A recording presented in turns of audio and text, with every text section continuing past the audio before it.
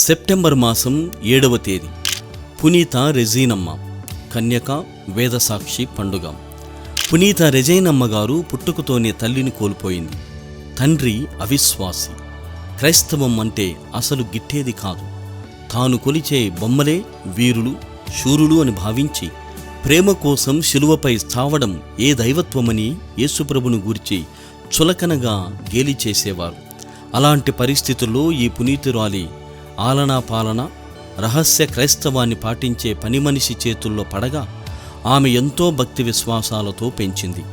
ఇది గమనించిన తండ్రి ఆమెను పని నుండి తొలగించగా రెజీనమ్మగారు తండ్రిని ధిక్కరించి ఇల్లు వదిలి ఆమెతో పాటు ఉంటూ గొర్రెలు కాస్తూ ఉండేవారు. యుక్త వయసులో తన సౌందర్యానికి ముగ్ధులైన రాజ్య పాలనా అధికారి ఇష్టాన్ని తిరస్కరించినందున క్రైస్తవ విశ్వాసం నేరంగా మోపి చిత్రహింసలు పెట్టినను నేను బ్రతికినా చనిపోయినా యేసుప్రభు కోసమే అంటూ క్రీస్తు ప్రభు విశ్వాసంలో స్థిరంగా ఉండడం చూసి తన తల నరకబడి వేదసాక్షి మరణం పొందారు ఈ పునీతురాలు.